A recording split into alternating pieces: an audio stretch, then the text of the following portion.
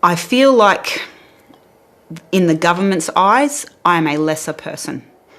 In the public's eyes, it's a much, much, much worse. Karen Griffiths feels humiliated. The mother of 4 is on a single-parent welfare allowance, and for the past 7 months, the federal government has placed restrictions on how she spends it. What have I ever done for the government to treat me this way, to treat thousands of other people this way?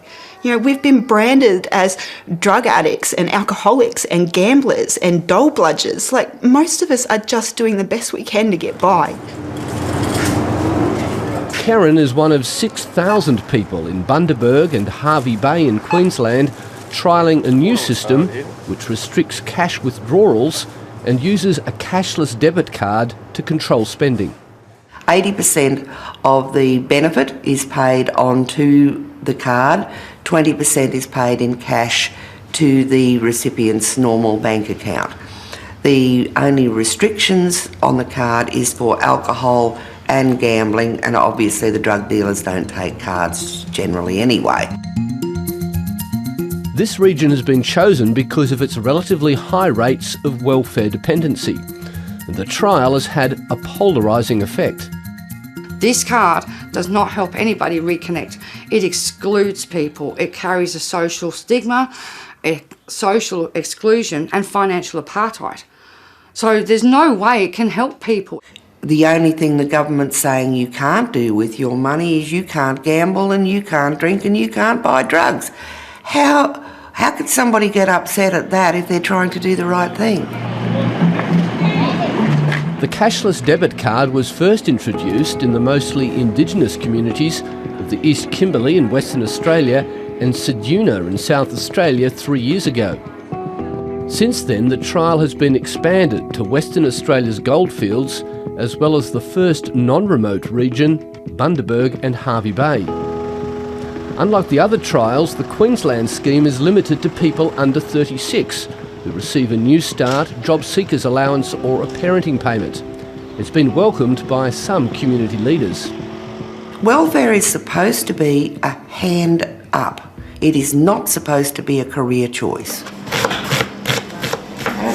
Faye Whiffen is a retired credit manager who heads the community centre in the township of Howard near Hervey Bay. She also serves on one of the Social Security Department's reference groups, assessing local reaction to the trial. What sort of feedback has the reference group been receiving? Very good feedback on the benefits of people who are on the card. People are finding that they're able to budget a lot better. They've got money left over.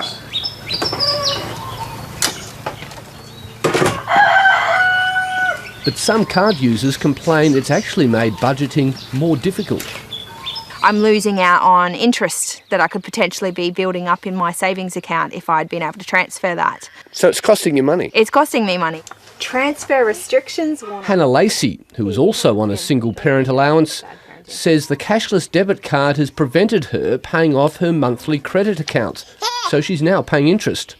And her bank now charges her for not meeting the monthly minimum cash flows in her savings account.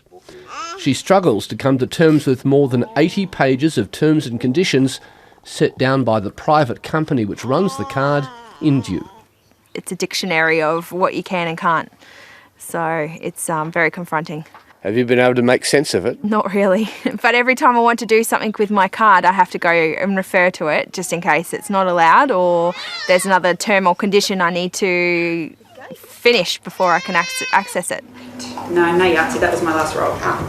Karen Griffiths claims her faith in the system was shaken when Indue once declined to release money for a pair of jeans. I hate using my card. I've started shopping online for Coles just so I don't have to go in there and use my card. I'm terrified of it declining. With anything, there'll always be teething problems. It doesn't matter what you do. But overall, no, any problems that have come to light have been addressed very quickly. Cashless debit card users have also told 730 that they're restricted from paying off payday loans and buying second-hand goods online. But defenders of the card say all these problems can be overcome if card users would raise these issues with the Social Security Department. If they do want to buy some second-hand things on eBay, or they do want to go to markets and they do need extra cash, say for a second-hand, like they might want to buy a second-hand lounge, they can contact the department and get an additional payment in cash as long as they can prove that that's what they want it for. But the whole process of going through a department, a bureaucrat in order to spend your own money, can you understand how that can cause distress? Well, for a start, I've got to say this is the taxpayers' money. And I think that the taxpayers have a right to know where their money is going. One thing missing in this whole debate is any hard evidence. Supporters of the trial here in Queensland point to a drop in the youth unemployment rate for the broader region over the past 12 months, but even they concede they can't yet directly link this to the cashless debit card. There is, however, some anecdotal evidence the card is having an effect, according to this Hervey Bay-based food charity.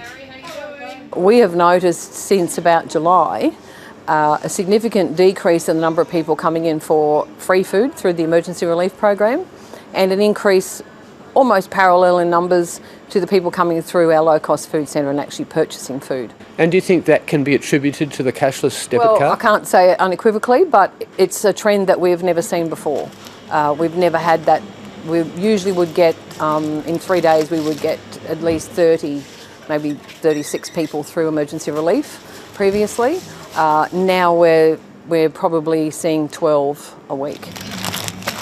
Operations Manager Jan Carlson also serves on the department's reference group and agrees the feedback has been mostly positive. What about people who are caught up in this that don't have an alcohol or drug or gambling problem and resent having 80% of their income quarantined? Well, I haven't spoken to anybody in that situation, but we are finding, the other thing we're finding is that people are actually asking to voluntarily go on the card. I understand their motives, but their process is flawed. Back in Bundaberg, Karen Griffiths says she's been struggling to get through the school holidays with only a fraction of the cash she would like to entertain her 4 children. She says she's being punished for something she hasn't done.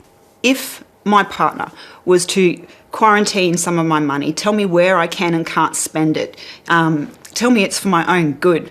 You know, if I put something like that up on social media or whatever, people would be screaming financial abuse, domestic violence, get out. Why is it okay for the government to do it? Hi, I'm Lee Sales. Thanks for watching this story. If you'd like to watch more of 730's stories, they are on the left of your screen. And tap on the button below to subscribe and get the latest from ABC News.